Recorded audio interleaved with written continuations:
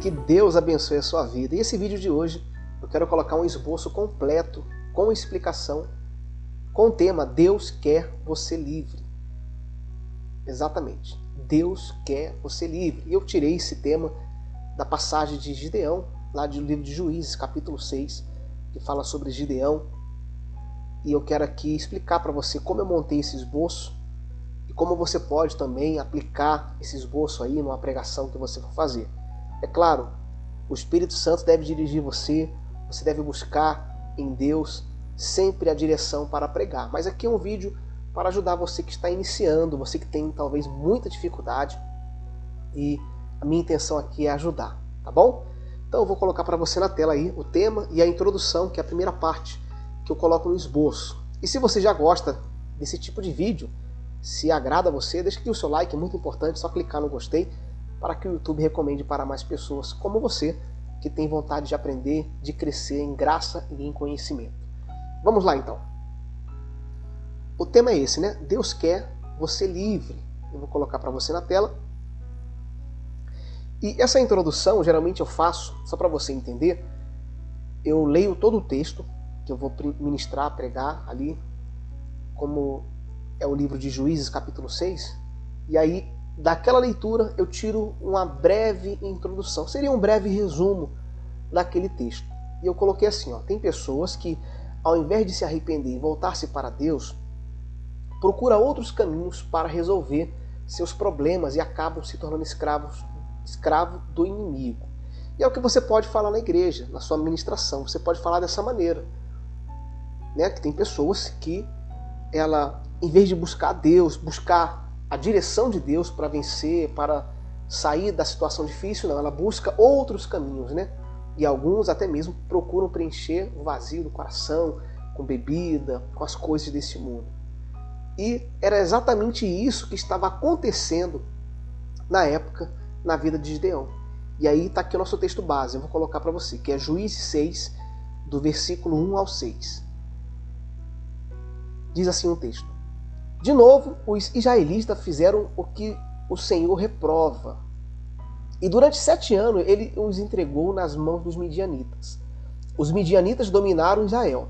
Por isso, os israelitas fizeram para si esconderijos nas montanhas, nas cavernas e nas fortalezas. Sempre que os israelitas faziam suas plantações, os midianitas, os amalequitas e os outros povos da região a leste deles as invadiam. Acampavam na terra e destruíam as plantações ao longo de todo o caminho, até Gaza, e não deixavam nada vivo em Israel, nem ovelhas, nem gado, nem jumentos. Eles subiam trazendo os seus animais e suas tendas, e vinham como um enxame de gafanhotos. Era impossível contar os homens e seus camelos. Invadiu a terra para devastá-la por causa de Midian. Israel empobreceu tanto que os israelitas clamaram por socorro ao Senhor. Então aqui está o nosso texto. Aqui está a nossa referência para essa mensagem, para esse tema, Deus quer você livre. Porque aqui estamos falando de escravidão. E é isso que você pode argumentar nessa mensagem. O povo de Deus estava sendo escravo, estava sendo escravizado pelos inimigos, pelos midianitas, enfim. Por que eles estavam sendo escravos? É sempre importante você perguntar ao texto. Tem esse costume quando você for ministrar, pergunte ao texto. E aí você vai ter algumas respostas que você pode ministrar na igreja. Por exemplo, se você observar logo no início, já está escrito, ó, de novo, os israelitas fizeram o que o Senhor reprova, ou seja, eles fizeram algo errado, por isso eles estavam tendo essa consequência. Não existe um resultado ruim, meu irmão, sem uma plantação ruim. Tudo que a pessoa está colhendo hoje foi o que ela plantou lá atrás. Então, se eles estavam sendo escravizados aqui, era porque eles tinham se afastado da vontade de Deus. Eles tinham deixado a prática da palavra de Deus. E aí você pode trazer isso na sua ministração. E declarar também que quando a pessoa ela deixa de fazer a vontade de Deus, ela se torna escrava. Ela se torna uma pessoa refém do inimigo. E era isso que estava acontecendo. Então, eles viram que não tinha outro caminho, e eles então, lá no finalzinho do versículo 6, clamaram por socorro ao Senhor. Então, basicamente aí você já tem uma mensagem pronta aqui. Mas aí você pode sempre colocar mais coisas. E aí, uma referência que eu coloquei aqui, que eu vou colocar para você na tela, é que Cristo nos tornou livre.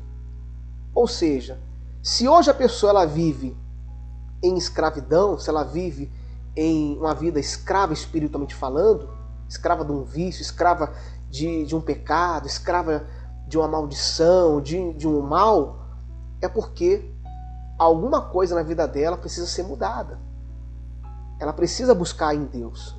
Ela precisa verificar ali na sua vida o que precisa ser transformado. Porque olha a referência que eu coloquei. Em Gálatas capítulo 5, e aí você pode usar essa referência ou outras referências que o Espírito Santo te der. Eu coloquei assim, ó. Cristo tornou você livre. E aí eu coloquei, foi para a liberdade que Cristo nos libertou. Portanto, permaneçam firmes e não se deixem submeter novamente a um jugo de escravidão. O que é um jugo de escravidão? Era exatamente o que o povo estava vivendo na época aqui de Gideão, no livro de Juízes.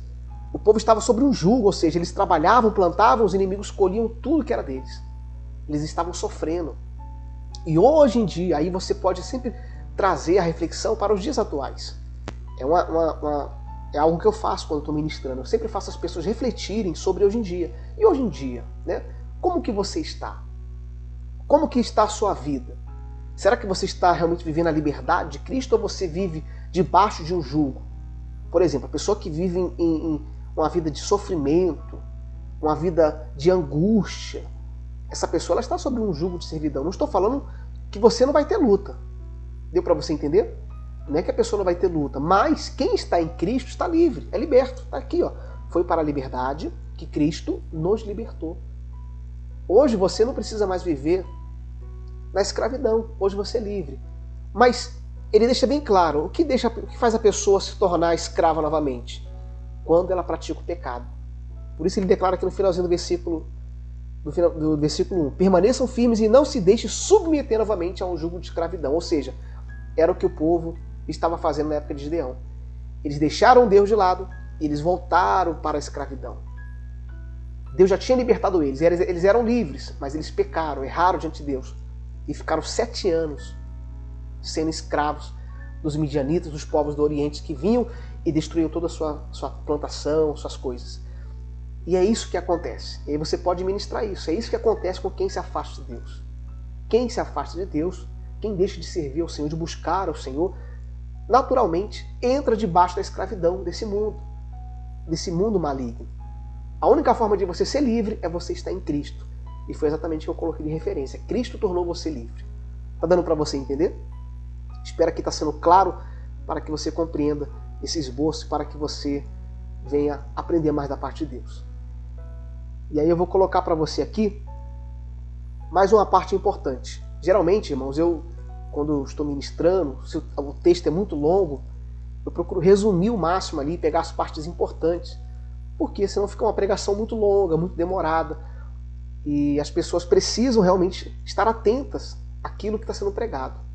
É claro que é o Espírito Santo que fala à igreja de acordo com a necessidade da igreja, ele vai usar você, mas é importante você ser bem claro e falar de uma forma bem clara aquilo que você entendeu da palavra de Deus. Não se preocupe em falar palavras bonitas, mas fale aquilo que Deus entregou no seu coração e aquilo que você deixou preparado no esboço, tá bom? E eu coloquei assim, ó. Deus escolheu Gideão pela sua coragem. Por que eu coloquei isso? Porque o texto diz aqui, ó, Juízes 6, versículo 12. Você vê que eu já pulei do versículo 6 já para o versículo 12. Então o anjo do Senhor apareceu a Gideão e lhe disse, o Senhor está com você, poderoso guerreiro ou valão valoroso, depende da sua tradução bíblica. E ele respondeu, Senhor, se o Senhor está conosco, por que aconteceu tudo isso? Olha que interessante. Onde estão, né, todas as suas maravilhas que os nossos pais nos contam quando dizem, não foi o Senhor que tirou do Egito, mas agora o Senhor nos abandonou e nos entregou nas mãos de Midian. Para aí. Tá vendo para você entender? O próprio texto aqui já te traz algumas respostas. Por exemplo, Gideão questiona aqui a fala de Deus, através do anjo. Se o Senhor está comigo, por que eu estou passando por isso? Cadê as maravilhas? Ou seja, ele começa a questionar. E aí você pode usar isso como argumento para a sua ministração. Você pode falar, talvez você está na igreja e você está passando lutas. Está passando tribulações, problemas. Se Deus é tão grande, por que você está passando por isso? E aí você pode usar esse argumento. Aqui no caso deles, eles estavam passando por isso por causa do pecado. Por causa do pecado, eles estavam passando essa situação difícil. E muitas pessoas na igreja, não todas, é claro, tem lutas que vêm mesmo na nossa vida, todo mundo passa por luta. Mas tem muitas coisas que acontecem na nossa vida que são frutos de plantações lá atrás que a gente teve. E aí você pode argumentar isso. Aquilo que você está colhendo hoje é o que você plantou lá atrás. Então, comece a plantar boas coisas. Comece a analisar a sua vida, realmente, ver se você tem andado em santidade diante de Deus, em uma vida reta diante de Deus. Porque Gideão estava questionando. Deus falou, olha, eu sou contigo. E ele questionou, mas se o Senhor é comigo, por que eu estou passando por isso? E às vezes a gente questiona Deus, né? Ah, se Deus é comigo, por que eu passo por isso? A gente não entende às vezes, irmãos. Tem coisas que a gente realmente não entende, mas tem coisas que ficam bem claras quando a gente começa a refletir e ver como está a nossa vida. Isso é importante. Então você pode fazer a igreja refletir nesse pedaço aqui e fazer eles entender que algumas coisas que a gente enfrenta são realmente frutos da nossa plantação lá atrás, e algumas coisas que enfrentamos realmente são coisas que Deus permite para provar nossa fé, para nos fortalecer e nos fazer crescer na fé. E aí continua o texto. O Senhor se voltou para ele e disse: com a força que você tem, vá libertar Israel das mãos de Midian. Não sou eu quem está enviando? Ah, Senhor, respondeu Gideão, como posso libertar Israel? Meu clã é menos importante de Manassés e eu sou o menor da minha família. Ele começou a dar desculpas aqui, argumentos. Outra coisa importante, não dê argumentos, não dê desculpa. Se Deus mandou você fazer algo, faça. Você pode falar isso para a igreja. Igreja, se Deus mandou você fazer algo, faça. Se Deus mandou você praticar a palavra, pratique. Se Deus mandou você ministrar, ministre. Se Deus mandou você evangelizar, evangelize, enfim. Não olhe para a sua condição, porque Gideão realmente era uma pessoa inferior na sua classe, na sua época. Mas Deus escolheu ele porque Deus viu nele a coragem, valentia no coração dele. E aí diz aqui no finalzinho do texto: eu estarei com você, respondeu o Senhor, e você derrotará todos os midianitas como se fosse um só homem. Deu para você entender? Então, essas são as qualidades que Deus escolheu em Gideão. Qual qualidade? Que ele era corajoso.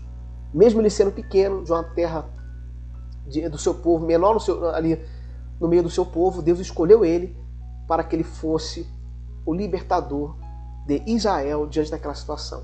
E é assim que Deus faz. Deus escolhe os improváveis para fazer uma grande obra. Então, a coragem de Gideão chamou a atenção de Deus. A coragem de Gideão. E aí, você está ministrando. E como que Deus faz, né? Nós estamos falando sobre liberdade. Como que Deus ele vai libertar? Como que Deus vai trazer a liberdade? Sempre dando uma direção. Coloque isso no seu esboço. Foi o que eu coloquei aqui. Ó. Deus vai sempre mostrar o caminho para sermos livres.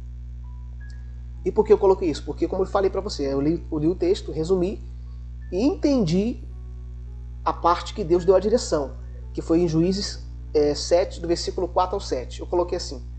Está escrito assim na realidade, né? Mas o Senhor tornou a dizer a Gideão: ainda há muita gente demais.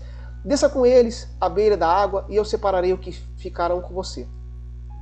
E se eu disser, este irá com você, ele irá.